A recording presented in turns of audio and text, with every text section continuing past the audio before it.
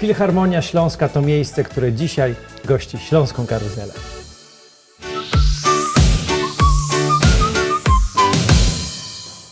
Kameruje się. Cześć, tu Sławomir. Cześć, tu Kajra. Kochani, witamy Was na Śląskiej Karuzeli. Nie wiem, czy słyszycie tę cudowną akustykę, ale dzisiaj będzie wyjątkowy odcinek. Zaczynamy.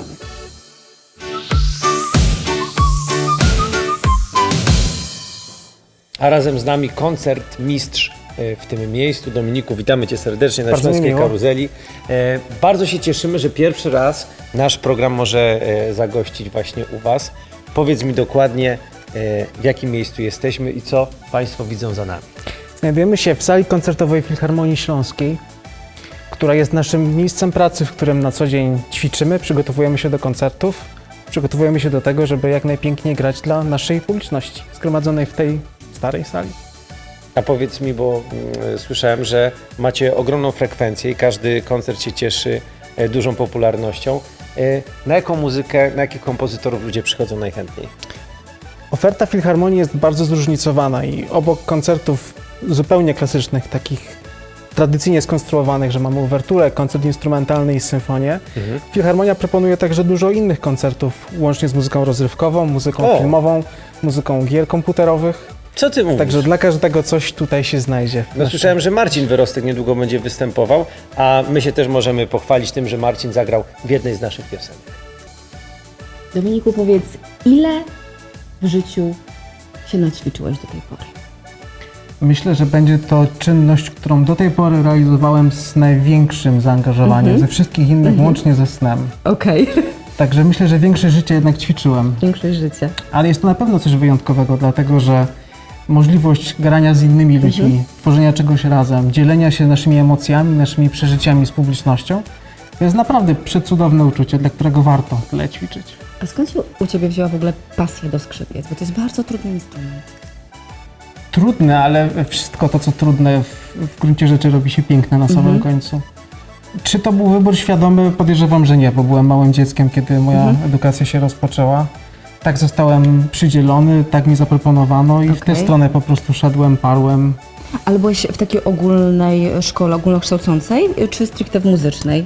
Najpierw byłem w szkole popołudniowej muzycznej, a dopiero później, kiedy byłem troszeczkę starszy, poszedłem do szkoły ogólnokształcącej, gdzie te przedmioty ogólnokształcące z muzycznymi były ze sobą mieszane. Czy to było fajne dla Ciebie? Jak to wspominasz? Ja to dobrze wspominam, z dużą ilością gdzieś tam takiego pozytywnego wspominania tych sytuacji, bo to jednak trochę inny typ życia. Dlatego, że klasy były bardzo małe, myśmy spędzali mnóstwo czasu ze sobą, właściwie całe dnie. Więcej czasu spędzało się z kolegami niż w domu z rodzicami, także na pewno było to szczególne, ale ja to bardzo miło wspominam.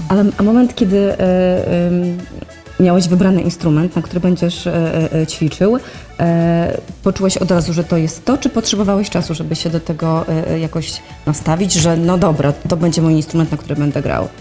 Ja myślę, że przychodzi taki moment, kiedy się orientujemy, że ćwiczenie nie sprawia nam jakichś trudności, nie jest żmudnym procesem, tylko czymś ciekawym. I właściwie te decyzje potem podejmują się już w pewnym sensie same. A ganiał Cię ktoś do ćwiczenia, mama, tata? Nie. Nie? Nie było tak. Że sam z pasji? Nie w moim wypadku. Oczywiście na początku mama bardzo dbała o to, żebym robił dokładnie to, co pani nauczycielka proponowała, co zalecała, ale absolutnie nigdy nie miałem jakiegoś rodzaju bata nad głową, który by dopingował moje poczynania. A co najbardziej lubiłeś grać?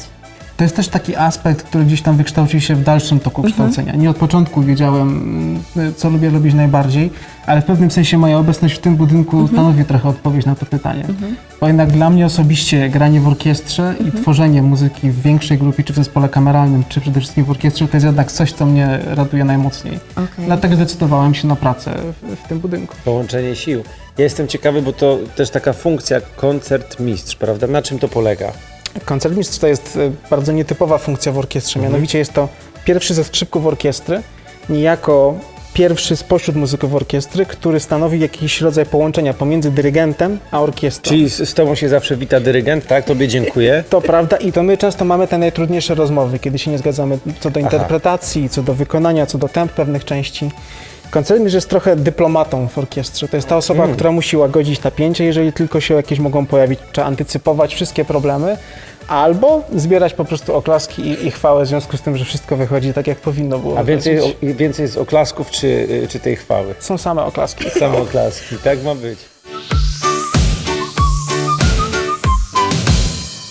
A jaka jest, powiedz, droga, żeby w ogóle zostać koncertmistrzem? To jak ta droga edukacyjna i potem, no właściwie idąc, bo musi być jakiś początek, nie? Kiedy przychodzisz do orkiestry, na pewno musisz jakieś elementy wykonać. To co to jest za droga? Technicznie nie ma osobnej drogi dla koncertmistrzów. To jest coś, co się nie wykształciło, szczerze mówiąc, w Okej. procesie kształcenia. Jest to coś takiego, ponieważ osobiście uważam, że do pełnienia funkcji koncertmistrza są potrzebne pewne miękkie umiejętności, które Okej. po prostu się ma w większym bądź mniejszym stopniu. Okej. Jeżeli ktoś czuje, że ma do tego predyspozycję, czuje się swobodnie i jest w stanie pomóc muzykom na estradzie, pełniąc tę funkcję, trzeba się starać, zdawać przesłuchania na te funkcje. W różnych orkiestrach młodzieżowych też można próbować tego się uczyć. Czy w akademiach, w orkiestrach akademickich też są koncertmistrzowie, którzy są wybierani przez pedagogów, którzy widzą, kto ma jaki potencjał. Okej. Więc to jest taka ścieżka, która naznaczona jest dużą ilością uporu, ciężkiej pracy, dużo autorefleksji, poszukiwania tego, co jeszcze mogę zrobić lepiej, żeby pomóc orkiestrze.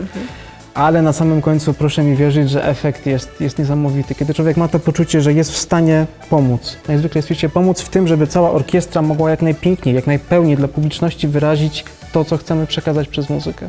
Ja się zawsze zastanawiałam, czy jak właśnie dyrygent wita koncertmistrza, to jakby co czuje, jakby cała reszta, czy oni by też chcieli być na jego miejscu, jakby wiesz, z orkiestry, czy jakby okej, to ty jesteś, idź. To bardzo zależy od tygodnia, od konkretnego dyrygenta. Okej. Ponieważ są tacy dyrygenci, że wszyscy zazdroszczą, że to jest to jedyne miejsce, gdzie dyrygent poda rękę, ale są takie tygodnie, że wszyscy się cieszą, że to jest akurat ten gość, nie trzeba z nim rozmawiać, nie trzeba niczego ustalać, to jest bardzo zmienne. A powiedz, jakie są zwyczaje takie, o których ty musisz pamiętać, czy dyrygent?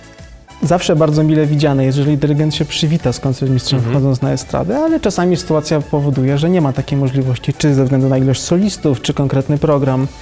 Byłoby też dobrze, żeby dyrygent porozumiewał się w podobnym języku co koncertmistrz, żeby nie było jakichś takich kompletnych nieporozumień. Sam nie zapomnę raz takiej sytuacji, kiedy dyrygent nie za bardzo wiedział, w jakim języku może powiedzieć, z którego miejsca mamy zagrać bis. W Okej. związku z czym dawał tak niezrozumiały komunikat, że w Musiałeś końcu to przetłumaczyć i zadecydować.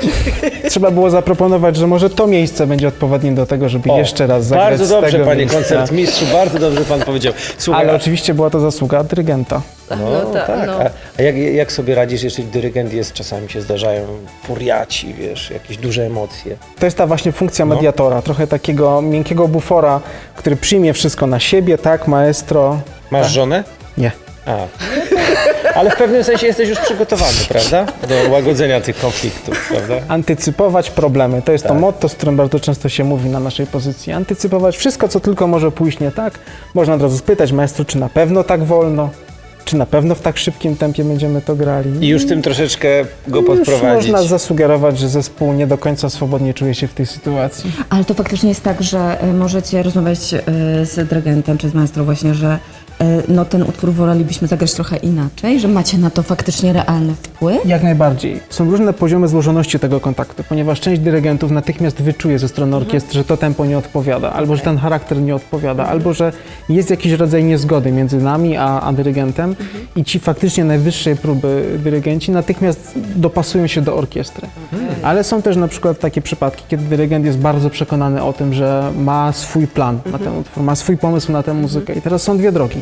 Albo wyjaśni zespołowi, o co chodzi, dlaczego w ten sposób, co za tym stoi, jakie są argumenty, przez co my rozumiemy, możemy się zgadzać lub nie, ale będziemy dużo lepiej byli w stanie zrealizować tę wizję. Tak, to żona się powinna uczyć też od takiego dyrygenta, prawda? Żeby wytłumaczyć, dlaczego ona chce właśnie w ten sposób, a nie inaczej. Bo tak. Bo drugi sposób jest jaki? Problemy zaczynają się wtedy, kiedy tego komunikatu brak i musimy się wzajemnie domyślać, o co nam właśnie. wszystkim chodzi. I wtedy chodzi koncertmistrz cały na biało, pytając, czy na pewno w ten sposób, czy na pewno w taki rodzaj chcemy uderzyć emocji. Też różny jest kontekst, kiedy te momenty spotkania się dzieją, bo co innego jest rozmawiać przy całym zespole na estradzie, Okej. a co innego poczekać do pierwszej przerwy, O. pójść do gabinetu maestro i zaproponować, maestro, To ładnie. a gdyby troszkę wolniej. A zdarza się tak na przykład, że właśnie maestro daje uwagę po cichu gdzieś na boku? Jak najbardziej, cały tak czas. Wobec wszystkich, no bo to zawsze jest czasami upokarzające, prawda? Jak... To w dużej mierze zależy od klasy maestro. Ponieważ osobiście wierzę, że jednak pewien wysoki poziom kultury osobistej jest niezbędny w pracy w kulturze. W związku z czym, nawet jeżeli są jakieś komentarze, to podane naprawdę w kulturalny sposób nigdy nie przeszkadzają w procesie próbowania. Pięknie. A już coraz rzadziej, na szczęście i z dużą dozą satysfakcji to przyznaję, coraz rzadziej zdarzają się dyrygenci furiaci, którzy by rzucali nutami, batutami. W teatrze nie do pomyślenia. A to też kultura wyższa, prawda? No tam są duże emocje, tutaj na pewno też, ale jednak muzyka trochę to łagodzi. No poza tym my nie mamy koncertmistrza jakiegoś takiego w teatrze, tylko po prostu każdy aktor bierze na siebie i już. Każdy aktor jest koncertmistrzem. Moi drodzy, no to tak piękne słowa, że właściwie tutaj należałoby postawić kropkę, ale... Muzyczną. Tak, muzyczną, ale są jeszcze całe nuty, półnuty, ćwierćnuty. Półnoty z kropką, ćwierćnuty z kropką. Z ilu osób składa się orkiestra? Zależy od repertuaru.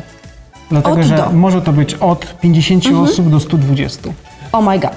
I teraz jedziecie gdzieś na wspólne koncerty. To jest ogrom osób. Jak nie dopuszczać do wewnętrznych konfliktów i żeby nie miały one wpływu na waszą potem pracę? Uzoniście osobno. Tak, my w zespole. Rozumiem. No, byłby to jakiś pomysł, ale wtedy wydaje się, że wybór, kto jedzie busem, a kto jedzie autokarem, już by w pewnym sensie zwiastował, czego Nieszczęście. oczekujemy.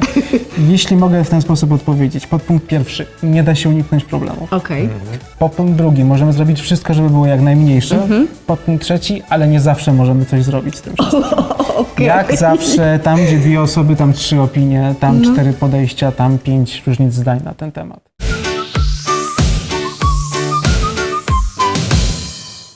A wydawnictwem dzisiejszego odcinka jest Teresa Werner, marzeniami do sukcesu.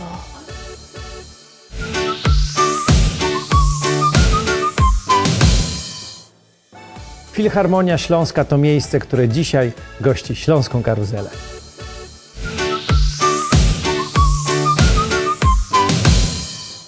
Ale zobacz, ile tu jest czynników, które żeby zadziałały, są potrzebne, ale jeżeli zadziałają, no to Państwo wtedy czujecie magię i do Waszych uszu płynie cudowna muzyka. Powiedz mi, co jest najpiękniejszą nagrodą za dobrze zagrany koncert? Wydaje mi się, że ta radość w oczach ludzi, którzy siedzą na widowni. To jest coś takiego, co jest absolutnie niepodrabialne. To uczucie, że ludzie, którzy przyszli do Filharmonii, spędzili z nami poprzednie 2 godziny i widać w ich oczach tę radość, że przeżyli, że czuli te emocje, że na chwilę mogli zapomnieć o problemach, które są w życiu codziennym, że może usłyszeli utwór, który od bardzo dawna chcieli usłyszeć, albo solista im się tak bardzo podoba, albo zaskoczył ich utwór muzyki współczesnej, ponieważ spodziewali się jakiejś kakofonii dźwięku, a tutaj się okazuje, że coś Jest naprawdę... melodia. Naprawdę, nawet jeżeli nie melodia, to koncept, może rozmieszczenie muzyków na estradzie, może połączenia instrumentów, coś ich zainteresowało. I ta wdzięczność publiczności, którą oni okazują nam po dobrym koncercie, albo nawet po takim mniej udanym, to jest coś takiego, co naprawdę powoduje w nas, że chcemy to robić. A jak wy reagujecie właśnie na różne dziwne propozycje właśnie techniczne podczas koncertu, że współcześnie będziemy robić tak, dostaniecie tu zrobimy to. Jak w ogóle wy z takim podejściem jakby klasycznym? Chodzi o rzucanie pieniążków na struny, wiesz, o takie różne Nie, w ogóle, legendy, o których jak słyszeliśmy. z takimi w ogóle nowościami, nie? Że jakby tu jakby jest tak klasycznie, jak powinno być i ktoś przychodzi, to wiesz, że w ogóle nie, będzie inaczej. To wszystko zależy od konkretnych muzyków, ponieważ są osoby o takim bardzo konserwatywnym podejściu do tego typu spraw, którzy wręcz będą uważali, że muzyka kończy się na debissim i wszystko, co jest po debissim, to już jest współczech, a tego się nie tyka, to nie jest muzyka, to jest szaleństwo. Ale nie da się ukryć, że nawet dla Mozarta jego muzyka była współczesna jego czasom. Więc ta granica muzyki współczesnej cały czas się przesuwa razem z nami. Więc nie możemy się kompletnie wyłączyć na ten obszar, ponieważ nie wiemy, co z tych dzieł, które dzisiaj wykonujemy, za 100 lat okażą się być arcydziełami. Więc jest naszym obowiązkiem jako artysty proponować naszej publiczności utwory najnowsze, ponieważ dopiero czas osądzi, które z nich były warte tego, żeby je grać, a które nie. Ja się poczułem teraz jak taki tradycjonalista, którym właśnie koncertmistrz tłumaczy, dlaczego ma zagrać nowoczesny utwór i przekonałeś mnie. Ale jesteś w ogóle niezwykły, wiesz o tym? Naszą funkcją jako muzyka jest przekonać publiczności, że tak miało być, nawet jeżeli tak nie miało wyjść. Okej, to To tak. tylko Źle dlatego, że pewnie. A jak? zawsze dobra mina do każdej gry. Absolutnie do każdej. Jeśli chodzi o muzykę współczesną, to zdarzają się sytuacje bardzo ciekawe, bo jeżeli mogę sobie na taki nieskromny moment Oczywiście. pozwolić, na tegorocznej warszawskiej jesieni zaliczyłem debiut wokalny jako skrzypek. Cudownie. Ponieważ kompozytor tak zaplanował utwór, że nie dość, że musiałem chodzić dookoła sali koncertowej na bosaka, grając na instrumentach perkusyjnych, to do tego jeszcze śpiewałem. Kiedy nie jestem wykształconym śpiewakiem, więc był to śpiew, no nazwijmy to dość surowy, jeśli chodzi o technikalia, ale taki był zamysł, ponieważ cały utwór dotyczył nocy kupały i obrzędów temu związanych. cudnie. Zatem pieśni świętojańskie z tego tytułu, no kompozytor chciał, ja jako uczciwy wykonawca robię wszystko z całego serca, staram się tak jak mogę. Brzmiało to prawdopodobnie tak jak na Stadionie Narodowym, ale takie dostałem wyzwanie. Nie bałeś się? Oczywiście, że się bałem. Oczywiście, mimo że się wszystko? bałem, ale Byliście poza strefą proszę mi uwierzyć, że krzyczałem najgłośniej ze wszystkich, dlatego, że miało być głośno, miało być o tej Marysieńce, no to Było. oj, było, Lubisz takie wyzwania? bardzo. Ja bym się chciała dowiedzieć, kiedy grasz, potraficie wzruszyć muzykę, którą ty grasz? Absolutnie tak. I na przykład, że wiesz, że próbujesz i gdzieś tam i normalnie, i że się wzruszasz, płaczesz w ogóle, Oczywiście. i że to jest tak cudowne, nie skomponowane i w ogóle. Jak najbardziej. Jest to rzadkie, Okej? ale to są tak wyjątkowe momenty, że naprawdę na długie lata się je pamięta. Ponieważ z ilością koncertów też wiąże się to, że te emocje w pewnym sensie trochę się tonują. Dlatego, że jednak co tydzień gramy ten koncert, więc nie ma do końca aż takiej radości, jak bywa czasami, gdzie tam jak wchodzimy na tę ścieżkę.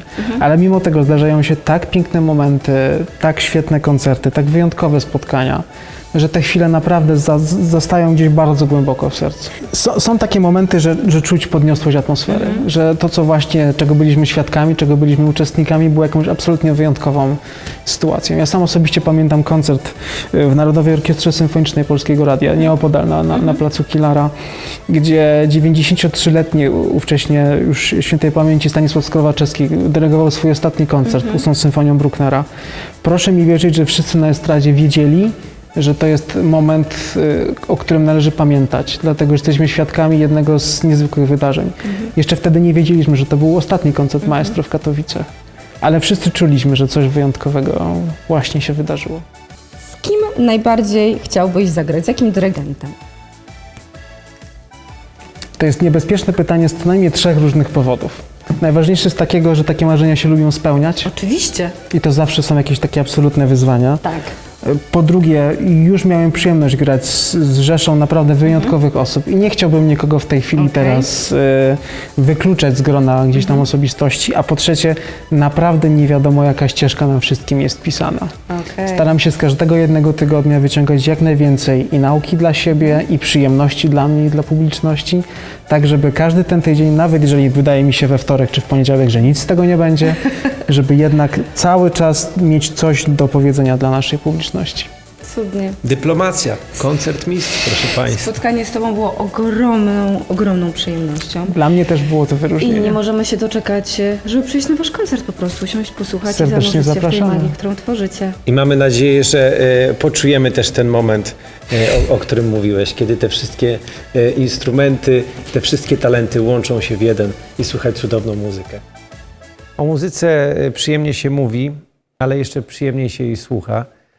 I teraz na zakończenie naszego programu poprosimy Cię, żebyś dla naszych widzów zagrał. My z Państwem widzimy się już za tydzień. Zostawiamy Was z piękną muzyką.